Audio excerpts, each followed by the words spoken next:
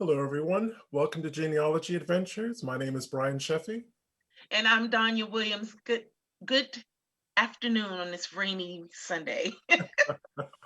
Yes, welcome to the show, wherever you're watching. So happy that you're going to spend the next hour with us. And today we are really pleased to welcome to the show Dr. Frank Smith Jr. He is the president of the African American Civil War Museum. That's right here in DC, which was established dedicated in 1998. He's a former member of the Student Nonviolent Coordinating Committee, otherwise known as SNCC, SNCC, where he joined in Mississippi. He is a former DC council member for Ward 1. He was also a participant to the March on Washington, D.C., which I'm definitely looking forward to talking with him about. And he was also jailed for his work around voter registration activism, something else we'll be spending some time talking about today. So without further ado, welcome to the show, Dr. Smith. Thank you very much. Good to be with you. So pleased to have you with us. Yes, we're excited. I know I'm excited because I think you actually worked with my uncle. My uncle was Joseph Yeldell. Of course. Yep. So you worked with him. So it's just going to be an honor to talk to you about all of that. Okay. So I'd kind of like to start with the museum, because I really get the sense that the African American Civil War Museum was really like was your baby, was really something that you were very passionate about. And I just would like to spend just a little bit of time talking about how that came to be, and more importantly, how did you get the funding to do it? Okay. Well, let me say a couple of things here.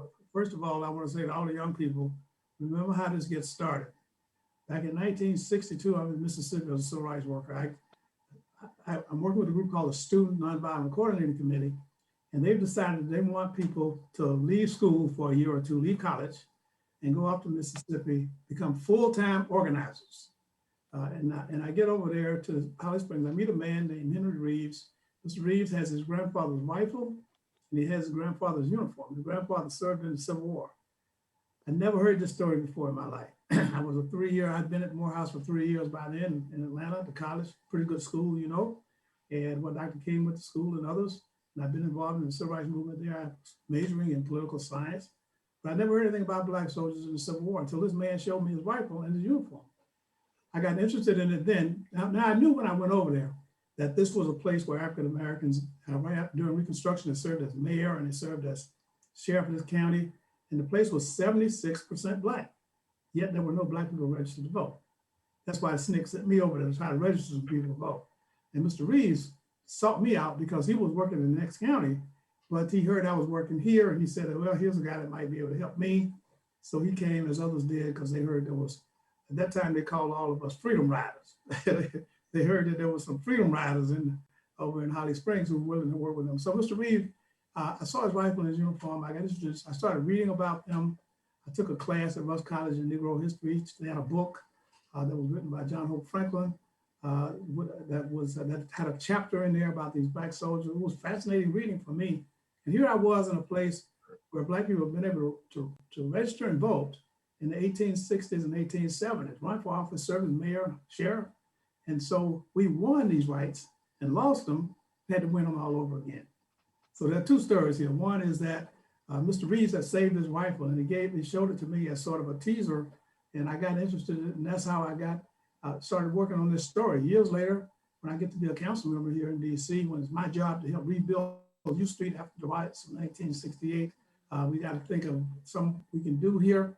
So we covered this idea of building a monument, and since I was the Ward 1 council member then, and whatever I built, I had to raise the money for it. I said, well, if I got to raise the money, we're going to build what I want to build.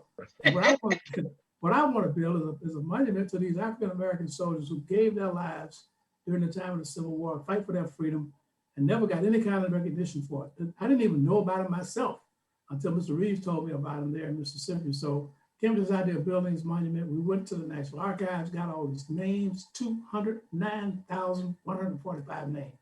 Wow. African-American soldiers, put them up on these plaques outside, and then built the monument. And as they say, the rest of it is history. But I want to thank Mr. Henry Reeves for bringing this to my attention back in 1962. Wow. I did not know that it was 209,000 soldiers. Absolutely. Absolutely. That is a lot of soldiers. Yep. And I guess for people viewing this on their device in their home, we often visit museums, and I'm guilty of this as anyone else, we don't really think about how the artifacts actually get into the museum. And you have thousands upon thousands of artifacts in the museum, and kind of where were they coming from? Did people just donate them? Well, I was on a show during Black History Month, an organization that appraises arts and artifact called me up and asked me if I would do a show for them for Black History Month. And I'm one of those guys. I specialize in something called the Civil War. If I can't do what you want me to do, I just tell you up front. I've never done that before.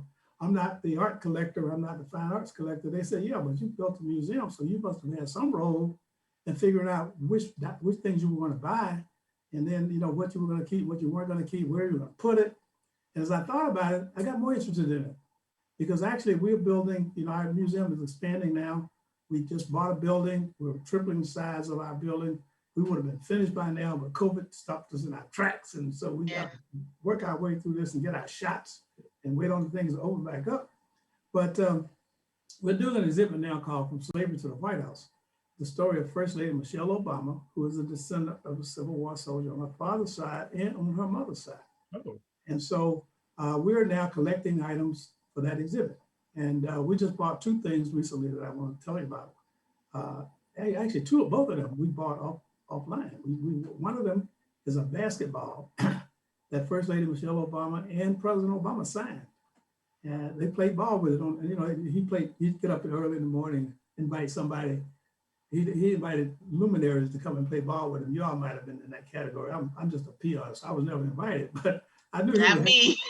I wish. You had these guys like P. Diddy and the actors that would come up there and they play basketball they had a goal up at the White House. And so one of those balls that he played with and that Mrs. Obama played with, we bought offline.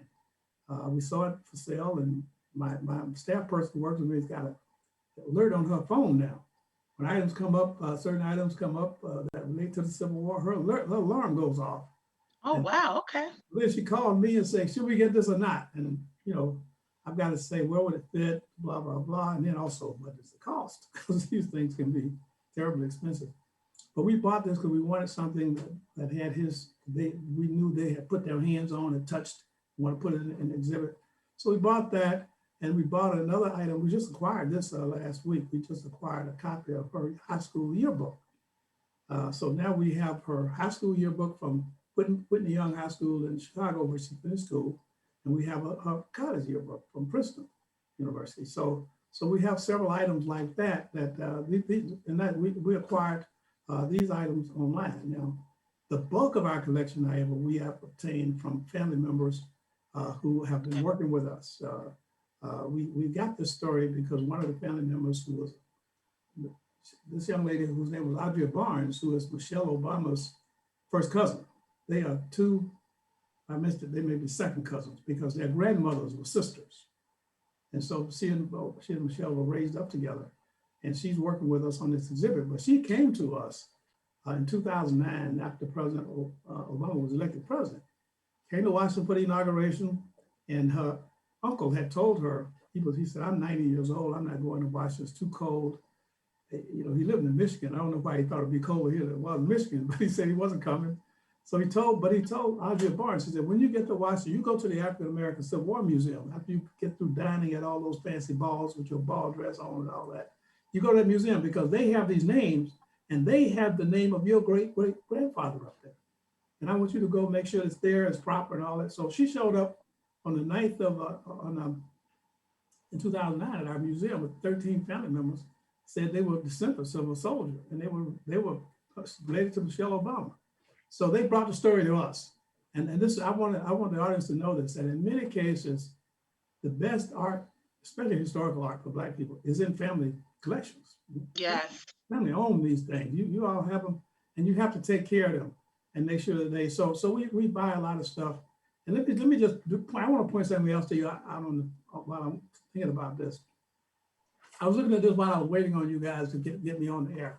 This is a photograph. You're not going to see this very well, but I'm going to show you this. This is a photograph. This is my grandfather, Will Smith. My daddy was the black sheep of the family. His daddy was a preacher. Okay, I'm Frank Jr. This is Will Smith, who's his father. My father, this is his family. There are 8 or 9 members of his family. He's not on here because my father wasn't born yet. My grandfather paid a lot of money to get a photographer to come to his house, line his family up. They put on their best clothes, their Sunday go to meeting clothes, and they stood out in front of the house and made this photograph. Now, what is significant about this photograph? One is that my grandfather, and these are my uncles and aunts here. But the other thing that's significant about it is that this took place in 1909. 1909. In 1903. 1903 was when this photograph was made. And you see all the names. When family members, when you collect these things, make sure somebody put these names down at the bottom. So, because I'll tell you right now, as we start to get old, we won't remember any of these names. And some of these people were dead before I was born. So thank God somebody wrote these names down so we can know who they all are. And but this was 1903. Now, what is significant about this program? In 1898, there was a horrible lynching in Coweta County. This man was lynched on a Sunday afternoon. This is a Sunday. We're here now talking about this on Sunday afternoon. At 3 o'clock on Sunday afternoon in Newland, Georgia, we're just 30 miles south of Atlanta, Georgia now, where I was born. They lynched this man out in front of they catch him on a Friday. He's in jail. The mob goes to the jail. The sheriff let the mob take him out of the jail. They take him out and they lynch this man in 1898. In 1903, this is when this photograph was made, 4 years later, right? My granddad was a preacher. He was a circuit riding Baptist preacher. He preached all over the county. My granddad would have been a grown man. You see how grown these kids are? All these children would have been grown. So my grandfather would have witnessed this murder. Now, why am I telling you this? Because one day, several years later, in June of 1962, I've been in Mississippi now for a while as a civil rights worker. I get out of jail in Greenwood, Mississippi, because I've been arrested for trying to register people to vote. And I go home because my mother told me when I called her to tell I was okay, that they had killed me while I was in jail. She told me that I had been drafted to go to Vietnam. The Vietnam War was going on, and I had a draft notice waiting for me. I was late for the draft. I was AWOL already. So here I am being drafted to go to Vietnam to fight for somebody else's freedom. I don't have any freedom of my own. My people can't even register and vote over here in the United States of America. And so I don't feel very good about this, but I have to go back because I don't want to go to jail for the rest of my life for evading the draft. And but when I got back to Georgia, I was talking to one of my aunts about this, and my aunts told me, she said, well, I know you feel pretty good about yourself. She said, but you were not the first civil rights worker in Coweta County. She said, the first civil rights worker in your family was this man right here, Will Smith. That was the first civil rights worker. And instead of that lynching and that mob scaring him and making him a coward and run away, he became more bold. And he became the leading civil rights worker in Coweta County. She said, you just following his footsteps. You're not the first one. I was feeling pretty good until she told me that. I said, okay, well, I guess I got something here. But that's a nice story because every one of us have a story like that in our families. Yes, we do. Every one of us has a photograph somewhere around here like this that you can find, label it, write the names on there to make sure you get everybody's name right and get the ages if you can, because that'll help some too. But there's a story out there somewhere, and you need to get it out there and get it out so your family can have these stories. They will embolden you, make you want to do something. When I heard about this, it just made me a little bit more ready to go. So, well, that was the reason why we wanted you on the show, to share your stories, to share your adventures as far as, working into stuff like that, to start to embolden people and get them to the point where they need to recognize and realize that their strength and what's going on today is much needed. And, the movements that need to be done is much needed by not just our younger people, but also people like my age, because I ain't as young as I look. But just we need to really start being a part of it. And I think that if we stop focusing on the same people every year, because Black History Month is always focused on the same people: Martin Luther King, Malcolm X, Harriet Tubman, Sojourner Truth. You might throw in a different person every now and then, but overall it's always the same people. This is why our show this month was really dedicated to the folks that made people like Martin Luther King, Malcolm X, and so on so recognizable and known because of the work that you guys did in the background. And you were definitely a background worker for all of that stuff. And we want our show to know, the people, our audience, to know and understand that these things just didn't happen. All this stuff, there was people that worked to make those things happen. So I'm going to say it seems to be a common theme over this month that a lot of people were drawing strength from their family and their community, and that really seems to have played a really important role into the lead up into the 1960s civil rights movement. Yes. Yeah, absolutely. And also, let me also mention one other thing about that I think is important, and that is that we, as you said, Donnie, we were young people. I was a college student when I started this. I went to college at 16. I didn't even turn 17 until I was halfway in my freshman year at Morehouse College. So I was a young person, but I had heard this story about Emmett Till being lynched in Mississippi, and this takes me back to this lynching thing again. And it was one of the things that made me want to do something. And you saw that happen with Floyd here in the United States. There was something about that murder, about that 8 minutes that police officer spent with his knee on the neck of this man while he's begging for his life, that went all around the world. Mm-hmm. People looked at this and said, this has gone too far. These black lives have to matter to somebody. If they don't, these people are never going to stop this. And that's so right. I think that enabled us to put a movement together here that has made a big difference in the last several years. And I think that I want to give young people a lot of shout outs for that, the people who are marching and picketing and demonstrating now.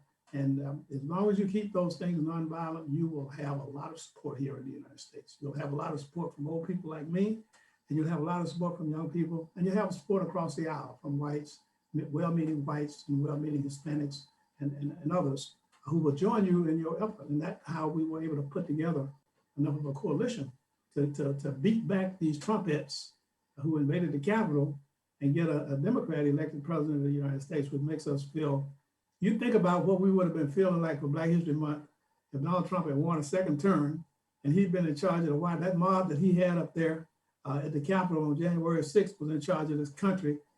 We wouldn't stop marching and wouldn't stop demonstrating. But I tell you what, we'd be in a lot more hostile situation than we are in right now. That's for sure. Yeah. But before we get into your activism, because to be honest, that's going to be the whole rest of the show, because it's fascinating. What you did, the people that you were with, and what you achieved is just fascinating. I saw a video clip of you earlier today that I think you were doing an address from the museum. You said something that made my mouth drop open, and I told Donnie about this earlier, and it just kind of stopped her in her tracks. So you're putting kind of the bedrock of this whole conversation into context, at least for me. You were talking about slavery, and you made the comment that slavery was never going to end without there being a war. And then you went on to say that collectively, enslaved human beings in this country were worth billions, with the B, not with an M, with the B, that what they produced over all those generations was worth billions. But this is the thing that stopped me in my tracks. You were talking about how some economists actually said that slavery contributed 72% to the gross domestic product. Right. That just floored me. Absolutely. Yeah. Yeah. That's the thing that it got me from it was the fact that, when Brian and I was talking about it, and I was like, well, yeah, that makes sense, because that's why enslavers received reparations. So I just wanted to put that out there now, because they received reparations and we still have not. With that being said, you go ahead. Okay, well, let me say something about reparations because it does tie in with that comment. First of all, slavery has been around forever. Slavery is in the Bible, it's in all of our literature. Some people say it's still being practiced today in some countries. And slavery in antiquity had certain features to it. For example, you could enslave a person because they committed a crime. You could enslave a person because they did something wrong. A family member, father could sell his son into slavery. If he owed somebody a debt, he could say, you could take my son for a period of time, and my son will work their debt off. But slavery, it always had a term limit, never lasted longer than 7 years.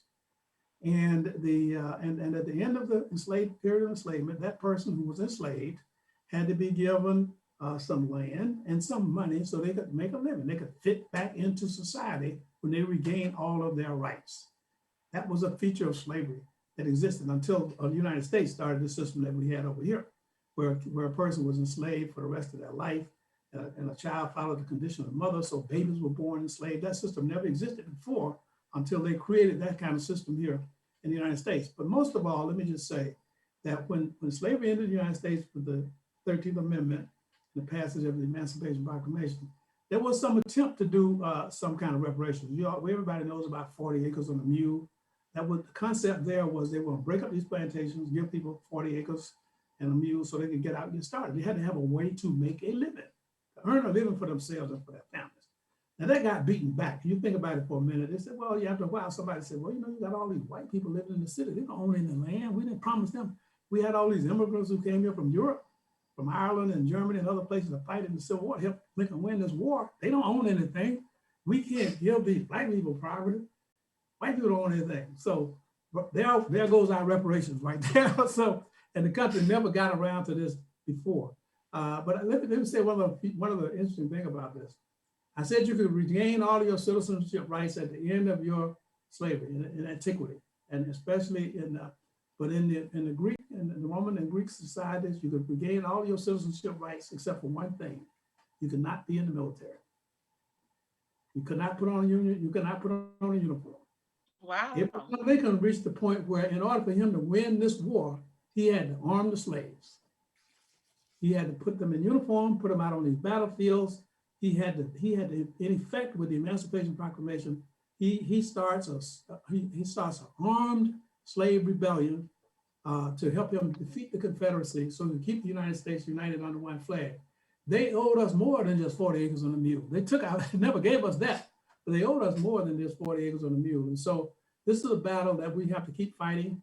I want to tell our young people now who are still trying to fight this battle, we got to find a way to fashion this so the United States can help us get out of this rut that we're in now. We are never going to catch up. We're doing better than any black people probably anywhere else in the world, but we're never going to catch up with white people in the United States unless they give us back some of the money they stole from us during our period of enslavement, which went on for 250 years. So it's a fight that we're going to continue to try to fight here in the United States. We'll find a way to make this something that's reality. It will make us stronger. It will make America stronger too, and they owe it to us. Well, that leads to another question that I actually had for you, but I wanted to kind of piggyback off of something that you said as far as, getting people arrested, slavery, and things like that. Frederick Douglass wrote during July 4th. Well, actually, it was written July 5th, 1852. And he actually stated there are 72 crimes in the state of Virginia, which if committed by a Black man, no matter how ignorant he be, subject him to the punishment of death. While only two of the same crimes would subject a white man to the like punishment. So out of those 72 crimes, only 2 of those crimes will allow white men to be punished by death or whatever the case may be. And then to me, what you said reminded me of that statement as far as arrest, getting them arrested, moving, making them be slaves and all of that stuff. So that I just wanted to share that particular thing. But I also wanted to say to you, you worked in the during the civil rights movements when you were younger? Like you said, you were 16 years old or whatever. And like Brian was saying, everything that the theme for Black History Month seemed to push around families helping families or people helping people. Right. So you had help then.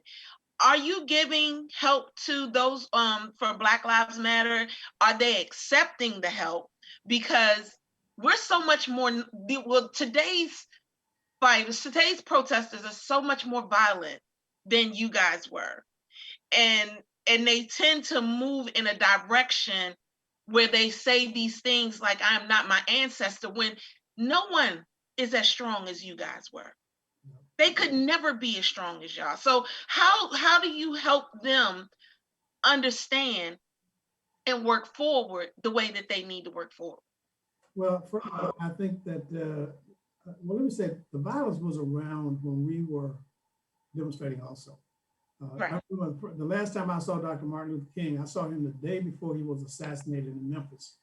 I had moved to Washington that year, 1968, in January. Remember, he got killed, I think, in April of 1968. So I'd been there for 4 months, and it was pretty scary. But I happened to be traveling back to Mississippi for something I was doing there.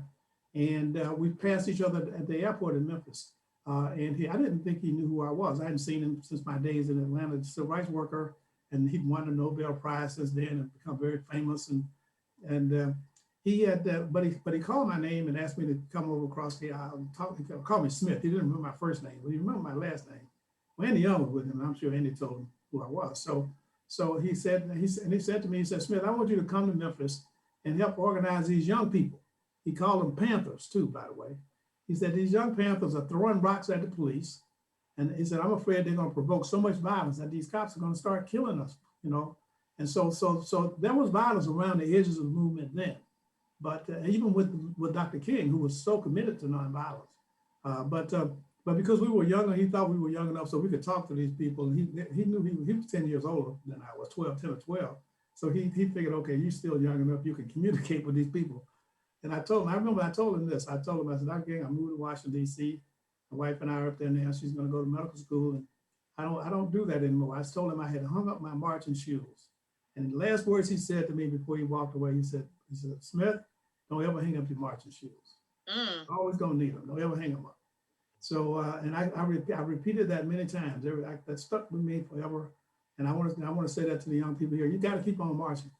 The violent thing, you have got to just find a way to control that. I mean, we all had to find a way to control it.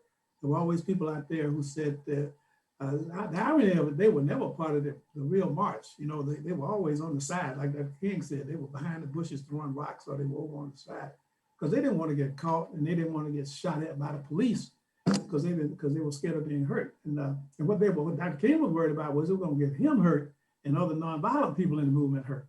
And that's the real problem. But let me just say that nonviolence is a very powerful thing. I know it's hard for young people who think, well, if somebody hit you, you're supposed to hit them back. Well, your natural instinct is to do that. We're all programmed that way. I'm programmed that way. Somebody, if I hear something that sounds like a gunshot, I'm gonna duck like everybody else. I'm not trying to stand up there. I'm not trying to be the last one standing so I can take a bullet that wasn't meant for me. So I'm gonna duck like everybody else. But the fact of the matter is, everybody can participate in a nonviolent demonstration. And especially when you start to add other things to it, you start boycotting the downtown stores. You say, okay, until you solve this problem of police brutality, until you solve this problem of the police chokeholding people, until you change some of these laws, we're just not going to participate in this economy anymore. And then you have to organize people not to go down there. I remember one of the best organizing jobs I did in my whole career, I did in Atlanta before I even went to Mississippi. We organized over the Christmas holidays, we boycotted downtown Atlanta. We pretty much shut downtown down with a picket line. We had all these college students. Hey, we told people not to go home for Christmas. Stay in the camp, stay at school, stay in the area. And so we could picket. We have a lot of people downtown every day. And so we brought we tried to shut the whole place down, which actually we got so bodacious with this. Dr. King, he told us he thought we weren't being cooperative enough. But the fact of the matter is that we were able to organize. And you can do that with the nonviolent movement because you've got what Dr. King would call the moral, you're on the moral high ground, let's put it that way. and you can get everybody involved in it. You can be in a wheelchair and help with the boycott. All you need to do is pick up the phone and call somebody. Or you can just say, well, I'm going to participate by not going down there. Because if I don't go down there, my neighbors don't go, my girlfriends don't go down there, won't be anybody shopping. And so eventually you'll be able to shut that joint down. And that's what you really want to do, bring enough power, enough leverage together so you can make the powers that be change. And then if they don't change, you can eventually vote some of them out of office. That's why you do your voter registration at the same time. So, because those people are gonna have to come up for re-election. And when they come up for re-election, you just show them that you mean business, that if they don't do what you want them to do, you're gonna get them out of there. Find somebody who will. Well, before we get to voter suppression and voting rights, kind of building on Donia's question, it just seems to me that your generation of civil rights movement leaders and activists have this body of knowledge about how county, state, and federal legislatures are going to react to kind of what you represent and what we're all fighting for.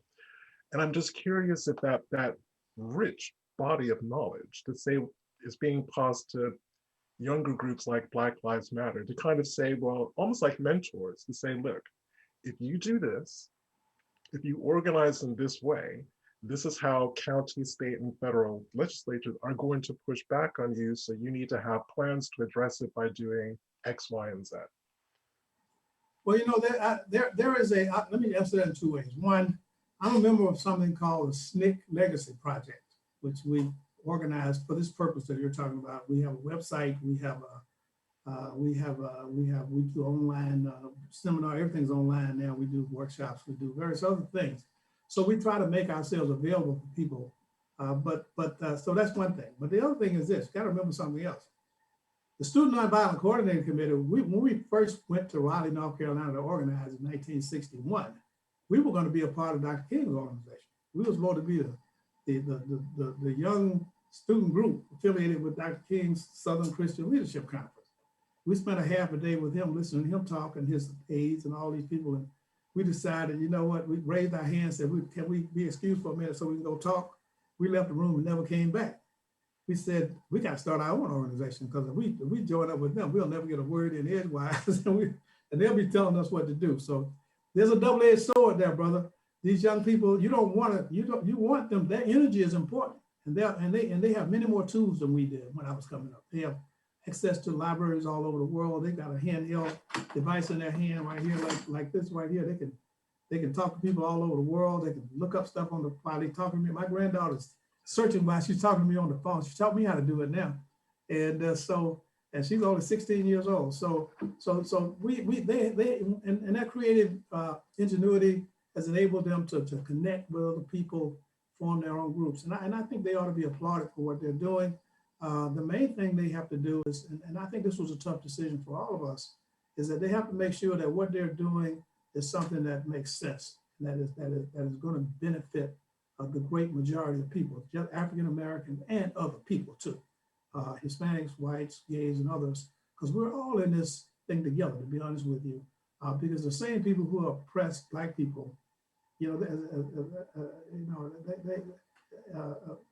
same people who oppress Black people, they oppress other people too. When I was coming up in Georgia, the same people didn't like Black people, didn't like gays, they didn't like Jews, they didn't like Catholics, they didn't like anybody, but they didn't even like themselves. And so they got us first because we were so obvious targets because you could see us from across the street. But when they got through with us, they went on and did everybody else too. And you saw that, but you see that with this Trump organization that they put together with this. They don't really like anybody. They think white men are supposed to run the world. They're supposed to have all the money. They're supposed to have all the power. They're supposed to have the military. And the rest of us are supposed to just salute when they tell us to salute. And if we don't, something bad will happen to us. Now, I don't want to live in a world like that. And you don't want to live in a world like that. African Americans don't want to live in a world like that. And so I think we have got to keep this up and make sure that our young people are armed and enthusiastic. And I'm really proud. I think this country has seen, this past couple of years, we have seen a major uprising here of African Americans of all ages and from all different sections of the country. And then the second point I would like to make is this: eventually, some of these young people who are out here now who are raising these issues and raising the consciousness are going to end up in public office, as I did. as I here in City Council, Washington, D.C. for almost 16 years. And Marion Barry, who became the mayor of this town, was the first chairman of the Student Nonviolent Coordinating Committee. You're seeing these young people run for office now.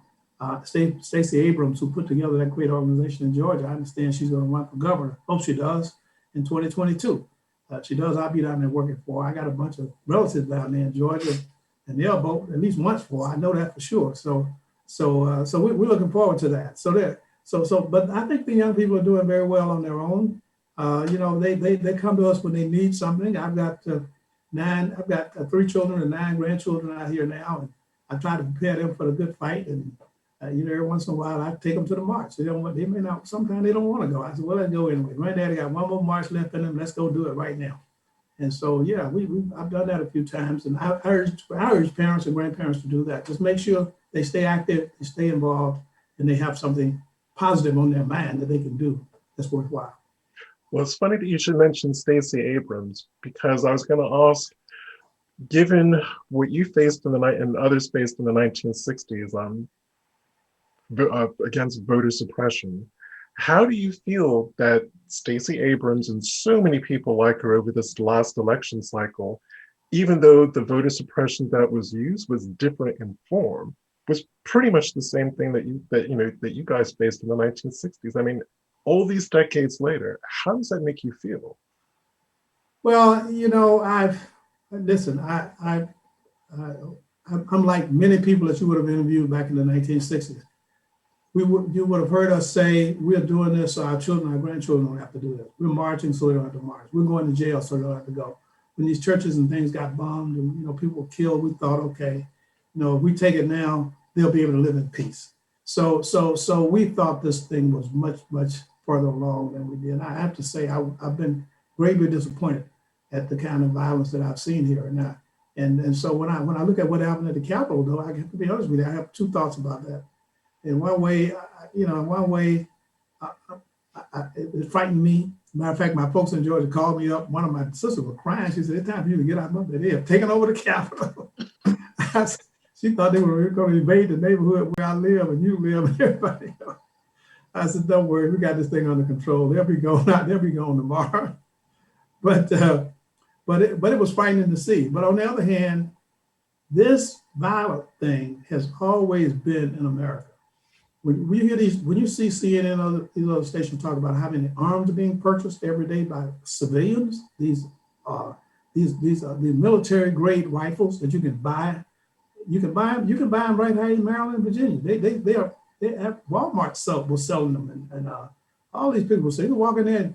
For one time, you didn't even need any ID. You just go up there with some money, they will sell it to you, and you can buy all the ammunition you want. These people have formed gun clubs, and they've got all kind of organizations. They call themselves patriots and all kind of names. So, and they're positioning themselves for violent insurrection, and they're mostly hostile toward black people. So when you get into these southern states, where my family lives in Georgia, one of my sons is in Tennessee, there's one in Mississippi. They know that these people are violent, and so now in many cases, now don't get it twisted. In many cases, African Americans arm themselves too. Yep, they have. Yes, they have. They're all packing, and many of them, have been in the military themselves. They got their own little organizations. They all go to gun ranges and practice periodically. But we knew that there was a lot of violence out here, a lot of weapons that are aimed toward the hostility toward African Americans. We knew that. We live with it all the time. Now the nation has seen that happen here in the Capitol. I can tell you right now, if those people had got their hands on Nancy Pelosi, on Vice President Pence, they would have done something horrible to them. Yeah, they would have. You would have seen something horrible happen in the nation's capital, right here in the city. You would have seen, at least they would have held them hostage. So you would have had a hostage situation up there for a long time. So that stuff that we've lived with for all these years has been undercover. Now it's out in the public. We've got to find a way to do something about that. And hopefully President Biden and Vice President Kamala Harris and the Justice Department, those people who are in charge of the government will find a way to try to do something about this, because it's gotten out of hand now. And thank God we defeated it with the Trump people, but he's going to speak today and talk about what he's going to try to do in 2020 and 2024. So he's not gone yet. We're going to have to beat them again at the polls. So the young people that are working hard out here now, y'all got to stay vigilant. right? We'll stay on the battlefield because we have to do it all over again in order to Yeah. make the place safe for all of us. Well, So, one of the things that really frustrates me, and Donnie and I were talking about this before the show, is especially on social media, when violence like that happens, the first thing that some parts of American society says is, "Oh, this isn't America." And Donnie and we just laugh on the phone and we go, "Yes, it is. It's always been like this." It is. and the thing is that, I actually was talking to someone on Twitter, and when Brian and I was having the conversation, and I'm like, she was like, "Oh, I don't understand why this is happening," and blah blah blah. I'm like, it's starting to happen to you. Black people been telling y'all this for years, that these things are going on, and you just chose not to listen. You felt like you're just exaggerating, and so on and so forth, blah blah blah, all of the regular rhetoric, that stuff that you put out there, when in actuality we've been telling you this for years, and this stuff is going to it's going to happen. It's going to continue to happen. It has happened, and it's going to continue to happen until we own up to the history that was America as a whole. Right. So I guess my question is, for you, learning that you were disappointed, learning that this is, do you feel like in any way that we're actually going backwards? And yeah. Well, a good Baptist preacher once said that you can take people down in the valley all you want to, but if you don't take them up to the mountaintop before they leave, they won't come back. So here's how we take them to the mountaintop when they come to the African American Civil War Museum. We take them through, we start a little bit about slavery, and then we go through the Civil War with our soldiers. And at the end of it, there's a chart that I put together. I did it actually for my grandchildren, but it served the purpose for everybody else too. And that is that because I'm sure they must ask themselves, well, my granddad went through all this, these people marched, what's happening with that? Is anything happening that's any good out of all of this? And I'll give you a couple of examples. When I started college in 1959, 1960, there was roughly 250,000 Black kids who were going to college in the United States, 250,000. Now, most of us were going to historically Black schools, 99% of us, including myself. I was at Morehouse College in Atlanta because the schools were segregated. And most of those historically Black schools, by the way, were in the South. Yep. The only one that was in the North, Howard was here in Washington, D.C. There was one one in Pennsylvania. Most of those schools were in the South. 2008, the year that President Obama ran, there was 2.2 million Black people enrolled in college. Most of them were enrolled in what we call historically white colleges. They were going to school to places where they couldn't have even gone to school when we started the Civil Rights Movement. And if you look at income for the Black community, it went up from like $8 or $9 billion in 1950 when I did start the chart to almost $900 billion in 2008, the year President Obama runs. We are working, going to college more, and those jobs, by the way, that are where we're earning all this money is in these big cities. When you hear people in Washington, D.C. say, Marion Barry gave me my first job, Marion Barry helped me buy my first house. If you look at the history of Washington, D.C., you will see that the Black middle class grows big time in Washington, D.C. when African Americans take over this government, people who've been in the Civil Rights Movement, Barry, myself, and others. And we make it possible through homestead programs to buy houses. We make it possible through youth leadership program for people to get into the government. And that's happening all over the country. It's happening in Detroit at the same time. It's happening in New Orleans at the same time. It's happening in Atlanta. Actually, Atlanta is doing a bigger job of it than we're doing here in DC, quite honestly. And so yeah, something good is happening in the Black community. We have more kids going to school. They're earning more money. We have a larger Black middle class here in the United States. We're making a lot of progress here. And it doesn't mean that you're still not getting police action that's killing a lot of Black people. And these educated young Black people being killed just like everybody else too, by the way. Any Black man who's caught out after dark, I've got a 21-year-old grandson, handsome, smart kid who lives out in Maryland. We be worried about him every time he's out late at night. Because you know what could happen to him. What could happen to him, And so yeah, we made some progress. We still live with this awful scare of violence and stuff like that. But we have to keep working hard to make the country a better place. We have to keep believing in ourselves. And I talked to you about that exhibit that we're doing about First Lady Michelle Obama and her family, because they start out as slaves in the United States. They live through all the violence in the South. They leave the South and go to Detroit. To Chicago, because they're trying to get away from all this violence. They get there in 1919, there's a race riot where Black people are being hunted down in Chicago. They left South Carolina to get away from this. Now they're in Chicago.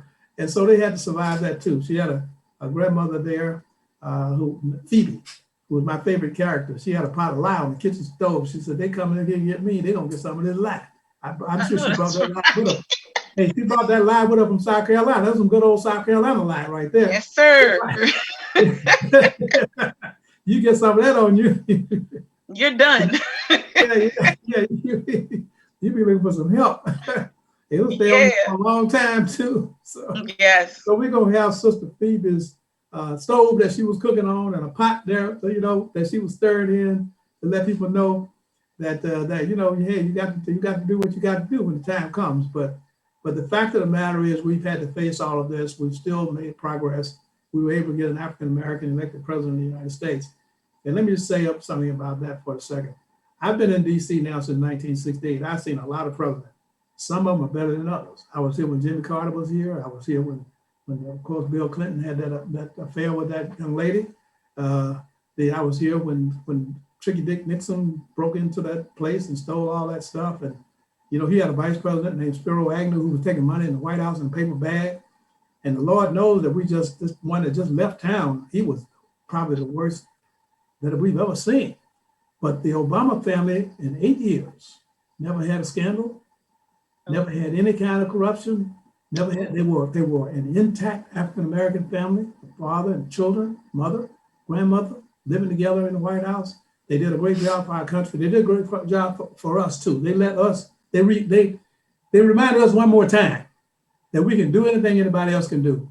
America is the most complicated, richest government in the world. We have the biggest army and air force in the world. Obama could operate that like any other president, showed he could do it. And so for those people who don't think we can do, yes, we can. And I think one of the reasons why some of these people are so angry against Black people is some of it is jealousy and envy. Some of it is jealousy and envy, you all. Jealousy and envy are powerful stuff. Yes, it is. I don't know how we get away from this, but some of this reaction to Obama by the CPAC that's meeting today and by those Tea Party people is just plain old jealousy and envy. They I don't know why they feel that way. They kept us enslaved all those years. They kept us riding the back of these buses, drinking colored water, and we couldn't get a decent job. We had to get 2 jobs, make one good job out of it. We had to, we had to do all kinds of stuff. Phoebe had to cook lye on the stove to protect her family from a white mob, So I don't know why they have such a horrible reaction to African Americans, but some of it I think is because they think we have outdone them in some cases, which is not our fault; it's their fault. Well, we have. I mean, and I don't mean to. I don't want to make this into something crazy or whatever the case may be. But let's look at what it is you're talking about. And this is one of the things. And this actually leads to a question that I have for you. The Reconstruction era was not taught in school. They did not, and they left that out. And it wasn't until it didn't go into detail. Let me rephrase that. They didn't go into great detail on the Reconstruction period. Now, you grew up during a time period where you had people that was telling you about your history. But as I grew up, I'm not going to say my mom or my dad didn't tell me about our history, but the stuff that I know now didn't come from them. It came from my research. And if I look, and it was because of that research, when I looked at the Reconstruction era and I saw what we as African Americans were doing at that time period, it literally scared the bejeebus out of them. Because if you look at that short 12 to 15 year time period, you had 1,500 representatives in all local, state, and federal governments that were Black now, all of a sudden, right out of slavery. Right. You had doctors, you had lawyers, you had teachers. This scared them. We actually went on a on a fast track, and instead of hitting the ground running, we hit the ground driving at high top speed. And we not only did we catch up with them, but in some instances surpassed them. And this wasn't the first time that it happened, because I believe Brian was talking to me about somebody else in the 1700s. He was a I can't remember who he was. Oh, it's I think it wasn't Anthony Johnson. It was Emmanuel. I can't remember his name, but he was one of the first 20 and odd Africans that were brought over to Virginia. And it was because of him, right? That they, once he made his mark, Right. after he died, they were like, okay, this person can't be like, Black people can't do what he's done anymore. Well, what it was he became a magistrate. It was him and someone else. I can't remember who. But two of them were magistrates in Virginia, and when they died, the Virginia House of Burgesses made the law that no other Black person could ever be a magistrate. Right. They were literally closing the door behind them. Right. So my question to you is, because you had the history that you have, and now our children don't have that kind of history, what do you think are the best steps to move forward to help get this history to our children, so that they understand that the power within them, and I'm not just talking about just Black children, I'm talking about white children, Hispanic children, all of them, because it teaches, this history will teach them how to respect our culture, understand that we are not beneath anybody. Right. And, you know, just how do you feel that we can reintroduce this history? Well, let me say a couple things. First of all, I run a museum, so obviously I think this is one of the ways to teach. Certainly, and I feel like I've been gifted more than anybody. I've got the best job in the world. I survived the civil rights, but the Lord let me survive all that craziness in Mississippi for 6 years, and jails and mobs and all kinds of things. And then I come to DC, I get elected to council, and I get to serve in office here, make some changes in the city.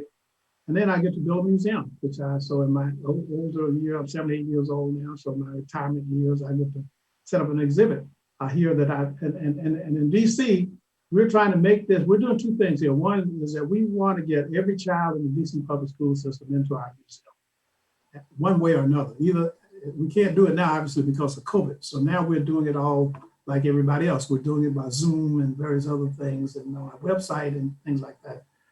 But in the curriculum for the DC public schools now, there is a position. They talk about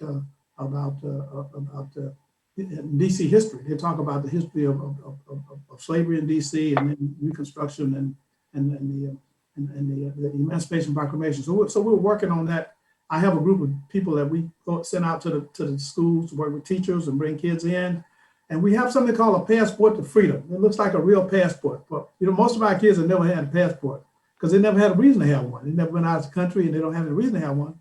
So we concocted this idea of a passport. It looks just like one you would get if you went to the State Department. And you come to our museum, we give you a passport, we stamp it when you leave there, and you get 10 more stamps at any museum you want to go to, anywhere in the country, anywhere in the world. You get 10 stamps, send it back to us, and we send you a prize. Because we not only want you to go to our museum, we want you to go to other museums also. So we work hard at trying to get our young people here. Now, one of the reasons why I have to do this now, let me just run. You probably know this already, but sometimes you have to speak the obvious. Our museum is just like all other museums in DC. Probably 70% of our audience is white. That's right. We get a lot of tourists from all over the world. As a matter of fact, Michelle Obama herself was sending tourists to us from the White House. We've had 2 or 3 groups from England that were referred to us from the White House, and so we get people from all over the world. So we're sitting here with people coming from all around, and DC kids are not coming. So that's not good enough for me. So I put together this Passport to Freedom program to try to get these people to come. And I'll tell you a funny story about this. This ought to make you laugh. So one day, I have a guy who was working for me, who was working at the Cardozo High School, and he's part of our Passport to Freedom program. And he has a group called the Talented 10th. Now, this is the opposite of what Du Bois had in mind. These are not the kids who are the brains in the class, the top 10%. These are the ones that are one step from being expelled because they were knuckleheads and whatever. So he's trying to work the bottom to try to make sure they stayed in school and all kinds. And so they would take field trips with us when we went to Gettysburg and other places, and we'd give them a little scholarships and jobs and things like that. So one day I had about 10 of those kids at the museum, and a busload of white kids pulled up from somewhere out in the Midwest, and they got off the bus, and when everybody come in there at one time, it looks like a crowd of people. So one of these young little black kids from Cardozo looked at me and he said, Mr. Smith, said, what are all these white people doing here? I thought this was our museum. We can't have nothing. Soon we get something up in the neighborhood. So I said, well, son, it's all right. They need this history as much as you do. They don't know anything about it. They learning too. They're just like you. I said, they need to know our history so they have a better appreciation for who we are and what we've done. That's right. To make this country what it is. And so, but I thought it was funny though, that this young kid was saying to himself, you know what? Yeah, we built something up here. Here they come. Yeah, I mean, it's funny. You're absolutely right, and I'm just glad that I'm on the same wavelength as you. Yeah, but to give you a good idea of what Donnie was talking about kind of our advancement during the Reconstruction period, and this is where genealogy and family history really is a wonderful thing, especially for people of color. Is we have an ancestral cousin from Edgefield, South Carolina. His name is John. He was born towards the end of slavery. Within 5 years, he had taught, and he was illiterate. And within 5 years, he had taught himself to read, write, and had put himself through Wilberforce University. Wow, that's a great story. It is a great story. Yeah, and he did a lot more other stuff too. Yes, he did. Great story. Well, I'm going to send you my book because that's what I would like to do, because I did write a book and his story is in my book, and I'm definitely going to send it to you just so you can read it. We sell a lot of books. We sell a lot of books. We'll have you over for a book signing one day. We got to wait till we get everybody get our shots and get out under COVID so we can do things again. Then we'll come over. We'll have you over to talk about your book. But let me say one last thing though about Reconstruction, because I think we have to rewrite Reconstruction. There are a lot of black people who got Reconstruction wrong, historians. It wasn't just the whites. If you think about this, African Americans, we get our freedom in 1865 at the end of the Civil War. 1865. By the time we get to 1890, there's 100 black colleges in the United States. Mm-hmm. Before the Civil War, it's against the law to teach black people how to read and write. Mm-hmm. Now we've gone off, we got 100 black colleges, almost all those colleges are in the South. Almost all of them are located in the South. Now let's back up for a minute. How do you get to college? You got to get out of high school first. The Rosenwald Foundation alone during Reconstruction built 5,000 schoolhouses in the South. Now I had one of those schoolhouses where I went to school. I went to the St. John Baptist Church School for the first 4 years.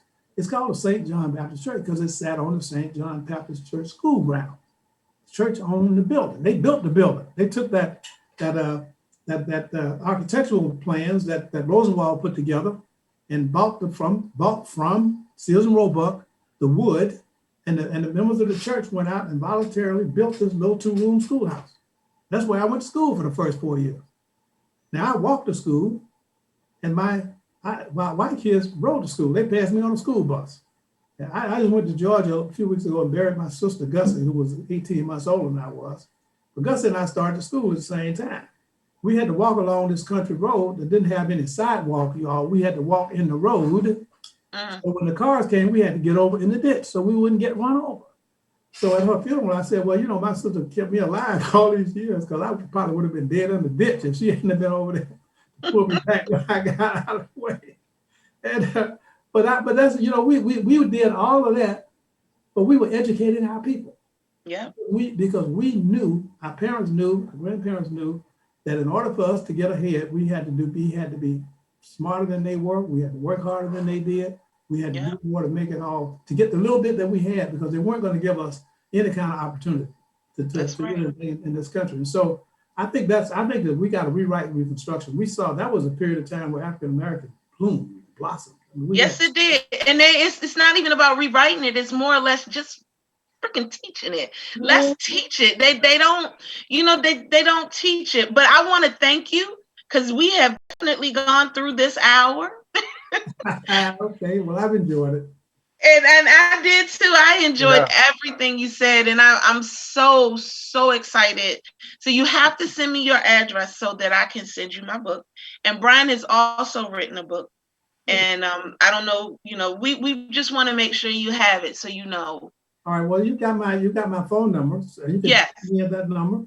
Okay. And then I'll tell you, but my address, the museum address is 1925 Vermont Avenue, Northwest, Washington, D.C. We're right at Vermont Avenue and U Street, Northwest, at the subway stop. The subway is named the African American Civil War Memorial Stop. It sure is. On the Green Line. That's where we are. And we will put a link to the museum, and we'll put a link to the museum in the comments section. Okay. But thank you so much. I mean, again, as Donnie said, this hour is just zipped by. There was so many more questions we both had for you, but those will have to wait till another day. All right. Well, thank you so very much, and you can get me anytime. I'm happy to talk to you whenever you get a chance.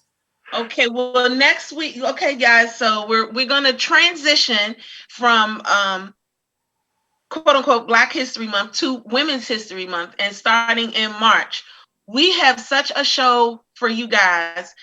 Come March 7th, we will be talking about Majeska Simpkins. We talked about her niece in the early part of February, but then